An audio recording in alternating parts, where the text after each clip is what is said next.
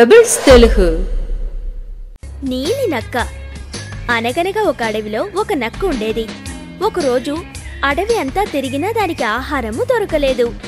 చివరికి ఒక ఊళ్ళో చొరపడింది. వీధిలో తిరుగుతుండగా కొన్ని కుక్కలు గుంపుగా చేరి నక్కని తరిమి కొట్టాయి. దిక్కుతోచని నక్క పరిగెత్తుకుంటూ వెళ్లి దగ్గరలో ఉన్న రంగుల బట్టిలోకి దూరింది. కంగారులో అక్కడున్న నీలి రంగు ఉన్న పాత్రలో పడింది. తరుముకొచ్చిన కుక్కలకి నక్క కనిపించకపోవటంతో అవి వెనక్కి తిరిగి వెళ్లిపోయాయి. అది గమనించిన నక్క మెల్లగా లేచి బయటపడి మళ్లీ అడవిలోకి వెళ్లిపోయింది. అడవిలోని తక్కిన జంతువులు ఏదో కొత్త జంతువు వచ్చిందనుకుని భయపడ్డాయి. తనని చూసి జంతువులు భయపడుతున్నాయని గ్రహించిన నక్క అన్నిటినీ మోసం చేయాలనుకుంది. అన్ని జంతువుల్ని పిలిచి, మిత్రులారా, మీ అందర్నీ సన్మార్గంలో నడిపించమని దేవుడు నన్నిక్కడికి పంపించాడు. ఇక నుంచి ఈ అడవికి నేనే రాజును అని నక్క అనటంతో అన్ని జంతువులు సంతోషించాయి. రోజు ఆ కొత్త రాజుకి కావలసిన ఆహారం, తగిన సదుపాయాలు సమకూర్చాయి. వాటి సమస్యలు విన్నవించుకుని సలహాలు తీసుకుని వెళ్లేవి. ఒకరోజు నక్క ఆసనం మీద కూర్చుని ఉండగా ఉన్నట్లుండి నక్కలు ఊలలు వినిపించటంతో తనను తాను మర్చిపోయి తను ఊలలు పెట్టడం మొదలెట్టింది. వేషం బయటపడింది. ఈ విషయం తెలిసిన అన్ని జంతువులు నక్కని తరిమి కొట్టాయి. తెలివైన పావురం. ఒక దట్టమైన అడవిలో ఒక పెద్ద మర్రి చెట్టు ఉంది. దాని మీద ఎన్నో పావురాలు నివాసం ఏర్పరచుకుని జీవిస్తున్నాయి. ఆ చెట్టు కింద ఒక గట్టి పాదు మొలకెత్తింది. వాటిలో ఉన్న ఒక తెలివైన పావురం ఈ పాదు పెరగడం చూసి తక్కిన పావురాల్ని పిలిచి, రండి రండి, ముందు పాదుని ఇక్కడి నుంచి పీకేయాలి. దీన్ని నాశనం చేయకపోతే దీనివల్ల భవిష్యత్తులో ప్రమాదం జరిగే అవకాశం ఉంది అని హెచ్చరించింది. కానీ తక్కిన పావురాలు ఆ విషయాన్ని లెక్క చేయలేదు. కొద్ది నెలలో పాదు ఆ చెట్టునంతా దట్టంగా అల్లుకుంది. ఒకరోజు పావురాలన్నీ ఆహారం కోసం వెళ్ళినప్పుడు ఒక వేటగాడు పావురాల్ని పట్టడం కోసం ఆ పాదుని పట్టుకుని పైకెక్కి పాదు పొద పెద్ద వలని పరిచాడు. చీకటి పడే వేళ గూటికి తిరిగొచ్చిన పావురాలన్నీ ఆ వలలో చిక్కుకున్నాయి. అప్పుడు పావురాలన్నీ ఆ తెలివైన పావురాన్ని వలలోంచి తప్పించుకోవటం ఎలా అని సలహా అడిగాయి. రేపు వేటగాడొచ్చే సమయానికి మనమంతా చచ్చినట్టుగా నటిస్తే చచ్చిపోయావనుకొని ఈ వల నుంచి తీసి పడేస్తాడు. చివరికి అందరూ ఒక్కసారిగా ఎగిరిపోదాం అని చెప్పింది. ఈసారి తెలివైన పావురం చెప్పిన ప్రకారం అన్ని పావురాలు నడుచుకోవటం వల్ల అవన్నీ గండం తప్పించుకొని ప్రాణాలతో బయటపడ్డాయి.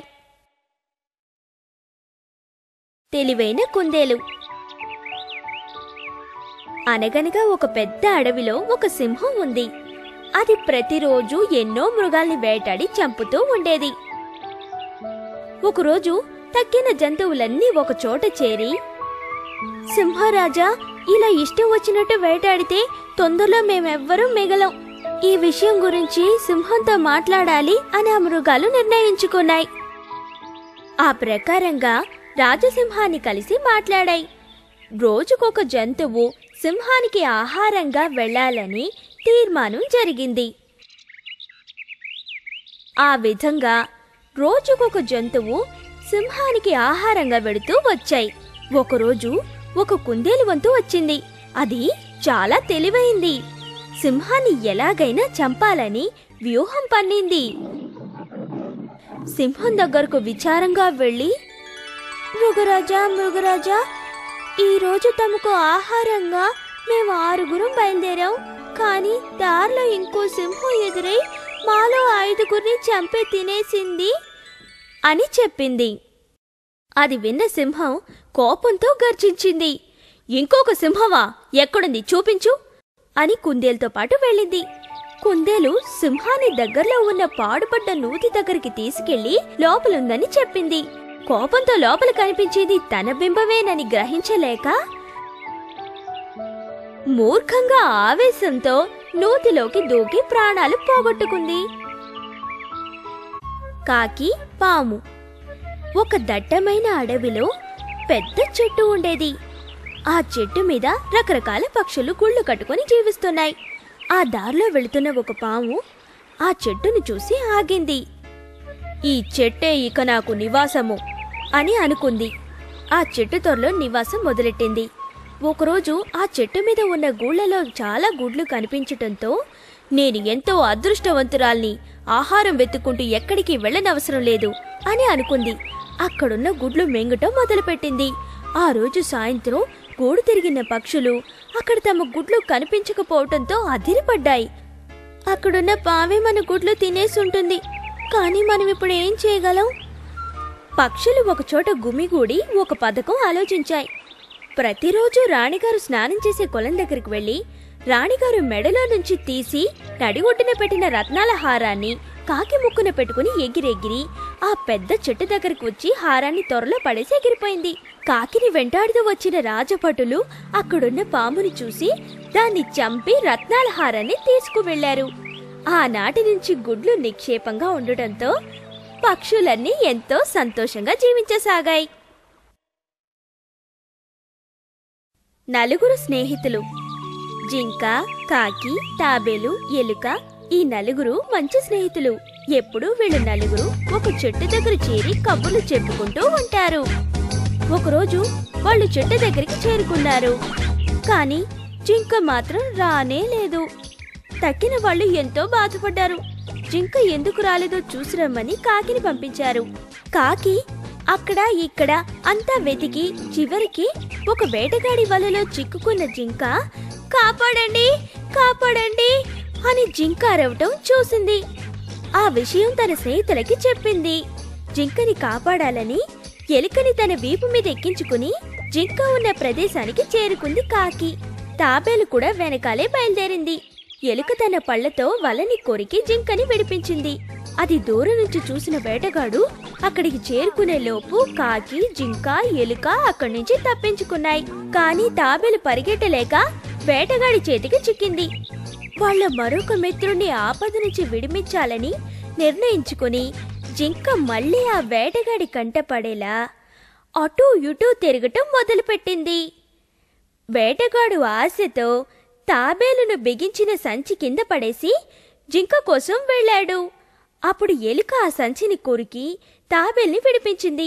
జింక వేటగాడికి దొరకకుండా తప్పించుకుని పారిపోయింది. తిరిగి వచ్చిన వేటగాడికి తాబేలు కూడా తప్పించుకోవటంతో నిరాశే మిగిలింది. విశ్వాసమైన ముంగిస. ఒక గ్రామంలో ఒక రైతు తన భార్య బిడ్డలతో సంతోషంగా కాలం గడుపుతున్నాడు. ఒకరోజు రైతు ఇంటికి వస్తూ ఒక ముంగిస పిల్లని తీసుకొచ్చాడు. దాన్ని భార్య చేతికి అందించి తన పిల్లవాడు ఆడుకోవటానికి తోడుగా ఉంటుంది, జాగ్రత్తగా పెంచు అంటాడు. కొంతకాలం తరువాత ఒకరోజు రైతు భార్య అంగడికి వెళ్ళింది. వెళుతూ తన కొడుకుని ఒక తొట్టెలో పడుకోబెట్టి భర్తని చూస్తూ ఉండమని చెప్పి వెళ్ళింది. రైతు తన స్నేహితుణ్ణి కలవటానికి బయటికి వెళ్ళాడు. అంగడి నుంచి తిరిగి వచ్చిన అతని భార్య గుమ్మంలో రక్తం మరకలతో నిలబడి ఉన్న ముంగిసను చూసింది.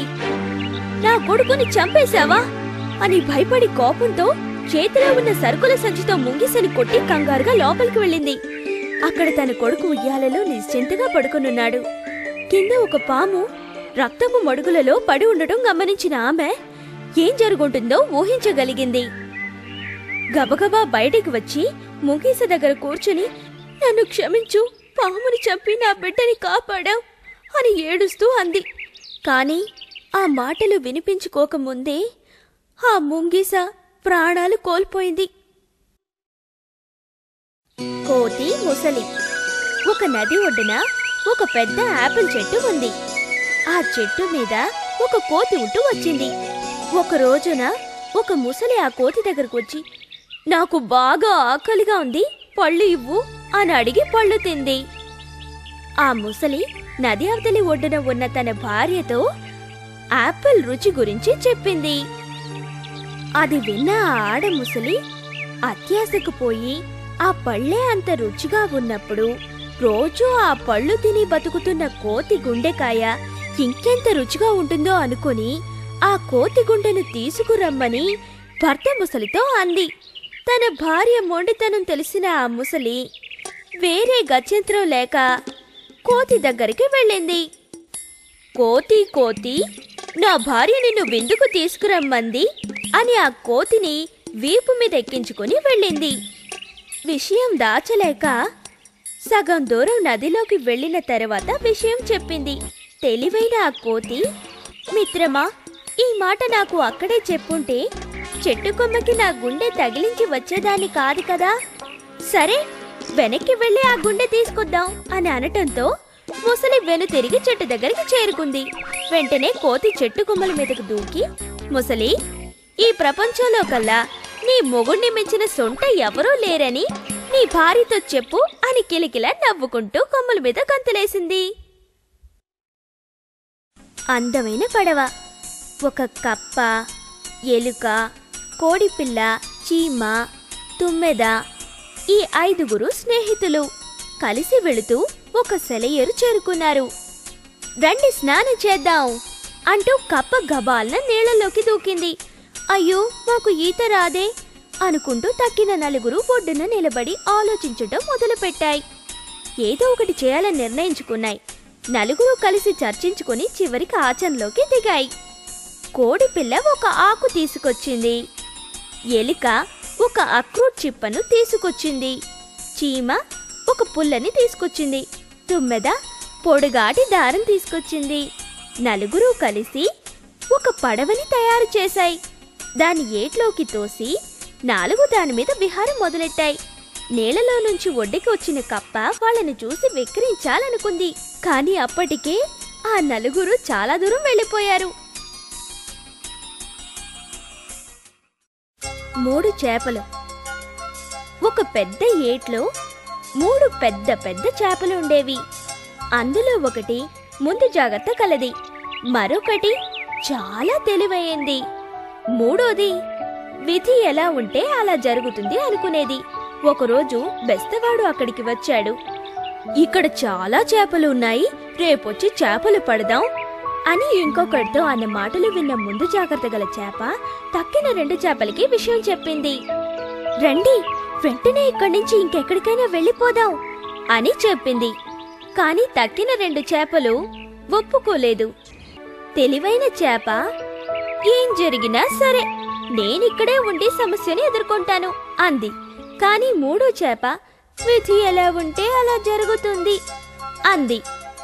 వీళ్ల మాటలు విన్న మొదటి చేప ముందు జాగ్రత్తగా అక్కడి నుంచి మరో చోటకి వెళ్ళిపోయింది. అనుకున్నట్లుగానే ఆ మర్నాడు బెస్తవాడు వచ్చి వల విసిరాడు. అక్కడున్న చేపలన్నిటినీ పట్టుకున్నాడు. తెలివైన చేప చచ్చిన దానిలా పడుంది. వాడా చేప ఎప్పుడో చనిపోయిందనుకుని దాన్ని వల్లోంచి తీసి నీళ్లలో పారేశాడు. విధిని నమ్ముకున్న చేప వలలో గెంతులేసింది. చేపలు వాడది చూసి ఒక బండకర్రతో దాన్ని బాదటంతో అది చచ్చిపోయింది. ఒక తాబేలు, 2 బాతులు. ఒక అడవిలో ఒక తాబేలు, 2 బాతులు తక్కిన మృగాలతో కలిసి జీవిస్తున్నాయి. కొద్ది సంవత్సరాల తరబడి వర్షం కురవకపోవటం వల్ల మృగాలన్నీ కొద్ది కొద్దిగా వేరే చోట్లకి పోవడం మొదలెట్టాయి. ఈ 2 బాతులు కూడా ఇంకొక చోటికి వెళ్లాలని నిర్ణయించుకున్నాయి. వారి స్నేహితుడైన తాబేలుకు చెప్పడానికి వెళ్ళాయి. అప్పుడు తాబేలు విచారంగా, స్నేహితులారా, నన్ను విడిచి మీరు మాత్రం ఎందుకు వెళ్ళాలనుకుంటున్నారు? నేను మీ స్నేహితుణ్ణి కాదా? నన్ను కూడా మీతో పాటు తీసుకువెళ్ళండి అంది. నిన్ను మాత్రం ఎలా తీసుకువెళ్ళగలవు అని బాతులు అడిగాయి. ఒక పొడిగాటి కర్రని ఇరువైపులా మీ ఇద్దరూ నోటితో పట్టుకోండి. నేను మధ్యన ఆ కర్రని నోటితో గట్టిగా పట్టుకుంటాను. ముగ్గురు ఎగిరి వెళ్ళిపోదాం అంది తాబేలు. మధ్యలో ఏ కారణం చేత కూడా నువ్వు నోరు తెరవకూడదు అని అవి హెచ్చరించాయి. అలా చేయడానికి నేనంత తెలివి తక్కువ వాడినా అంది తాబేలు. ముగ్గురు ఆకాశ మార్గంలో పయనం సాగించారు. అడవులు, కొండలు, గుట్టలు దాటుకుంటూ నగర వీధుల్లో ఎగిరిపోతున్న ఆ అద్భుత దృశ్యాన్ని చూసిన నగరవాసులు గోలగోల చేస్తూ ఆశ్చర్యంగా వాటివైపు చూస్తున్నారు. ఆ గోల భరించలేక నోరు తెరిచి గట్టిగా అరవబోయి వెంటనే కింద పడి చనిపోయింది. పెబిల్స్ తెలుగు